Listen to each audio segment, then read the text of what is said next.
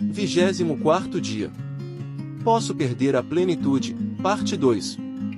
Conivência deliberada com o pecado. Uma vida de pecado permanente e deliberada impedirá que a pessoa experimente a plenitude do Espírito. O pecado nos impede de ver a Deus, pois uma vida em pecado é um viver em iniquidade, no grego, anomia. Isto nos coloca em uma posição 100% contrária à de Deus. O pecado corta nossa ligação essencial para a salvação em Cristo. A Bíblia diz: mas as vossas iniquidades fazem separação entre vós e o vosso Deus, e os vossos pecados encobrem o seu rosto de vós, para que vos não ouça. Isaías 59 verso 2. O profeta Jeremias acrescenta: os vossos pecados afastam de vós o bem. Jeremias 5 verso 25. A Bíblia orienta como devemos lidar com o pecado, caso venhamos acidentalmente a praticá-lo. A receita é: confissão específica do pecado cometido, arrependimento, abandono do pecado, e perdão, seguido de ressarcimento do dano, quando for possível. O apóstolo João nos ensinou assim: se confessarmos os nossos pecados, ele é fiel e justo para nos perdoar os pecados e nos purificar de toda injustiça. 1 João 1 verso 9. Filhinhos meus, estas coisas vos escrevo para que não pequeis. Se, todavia, alguém pecar, temos advogado junto ao Pai, Jesus Cristo, o justo. 1 João 2 verso 1. Nunca devemos conviver deliberadamente com o pecado, pois ele mina a vida espiritual, impedindo que ouçamos com clareza a voz do Espírito Santo. Gradativamente, nos separa de Cristo e da graça salvadora. Sentiu que cometeu um deslize espiritual? Vá imediatamente a Cristo e use o remédio recomendado por ele. Por que conviver com o pecado, se ele conduz à morte? Você não foi criado por Deus para morrer. Cultivar orgulho no coração, esse é o mais sutil e perigoso de todos os inimigos da plenitude e do poder do Espírito. Quando há orgulho, sinto que não preciso de Deus para viver. Não quero que Ele seja o primeiro em minha vida. Procuro substituí-lo pelo trabalho, família ou fama. Para que buscá-lo se já sei o caminho? Que problema há de viver somente hoje sem colocá-lo em primeiro lugar? Não é por acaso que o orgulho é o rei de todos os pecados. O orgulho torna a pessoa cega, pois é a essência da maldade e reflete na íntegra o caráter de Satanás. Pense em uma coisa: vale a pena continuar acalentando o orgulho e ter o fim de Saul e daquele que terá o próprio Satanás? Em oração, contemple a Cristo e a sua graça, pois conheceis a graça de nosso Senhor Jesus Cristo, que, sendo rico, se fez pobre por amor de vós, para que, pela sua pobreza, vos tornasseis ricos. 2 Coríntios 8 verso 9.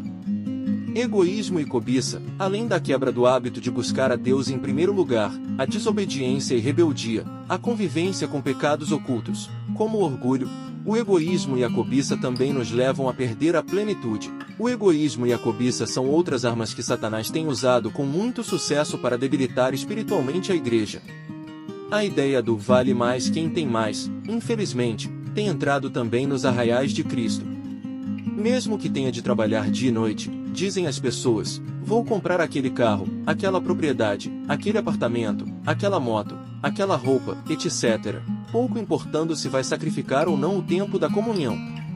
A obsessão, a ambição e a cobiça para ter e desfrutar parecem dominar o mundo. Claramente se cumpre a profecia de que nos últimos dias os homens seriam mais amigos dos prazeres que amigos de Deus, segundo a Timóteo 3 verso 4.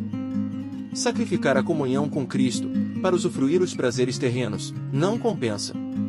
Os que permitem que o espírito de cobiça tome posse de si, acariciam e desenvolvem os traços de caráter que lhes colocarão o nome como idólatras no livro de registro do céu. Todos esses são classificados com os ladrões, insultadores e extorsionários, nenhum dos quais, declara a palavra divina, herdará o reino de Deus. Conselhos sobre mordomia, página 26. Quem cultiva o egoísmo e a cobiça acaba matando todo o sentimento de amor e piedade. Isto debilita a alma e tira Cristo do trono do coração.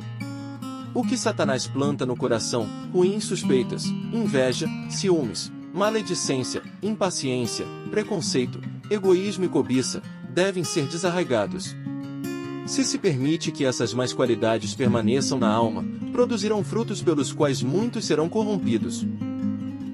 Quantos cultivam as venenosas plantas que matam os preciosos frutos do amor e debilitam o caráter? O Lar Adventista, página 196. A pessoa que costuma sacrificar a comunhão com Deus torna-se prisioneira de seus próprios sentimentos, e por fim, se tornará completamente inimiga de Deus e de sua causa. Esse será o resultado do egoísmo, da cobiça e da busca do prazer sem a aprovação de Deus.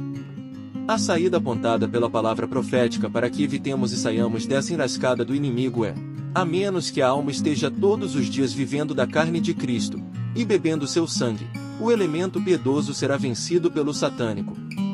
O egoísmo e a cobiça levarão a palma da vitória. O espírito confiante em si e independente nunca entrará no reino de Deus. São só os que são participantes da abnegação e sacrifício de Cristo que participarão de sua glória. Mensagens Escolhidas, volume 2, página 216. Guarde em seu coração, precisa haver um reavivamento e uma reforma, sob a ministração do Espírito Santo. Reavivamento e reforma são duas coisas diversas. Reavivamento significa renovação da vida espiritual, um avivamento das faculdades da mente e do coração, uma ressurreição da morte espiritual. Reforma significa uma reorganização, uma mudança nas ideias e teorias, hábitos e práticas. A reforma não trará o bom fruto da justiça a menos que seja ligada com o reavivamento do Espírito. Reavivamento e reforma devem efetuar a obra que lhes é designada, e no realizá-la, precisam fundir-se. Mensagens Escolhidas, volume 1, página 128. Meu compromisso: orar pela renovação do batismo com o Espírito Santo. Orar por meus amigos. Viver na presença de Cristo. Testemunhar acerca do Evangelho. Adorar a Deus com os dízimos e as ofertas, de forma sistemática e proporcional às rendas.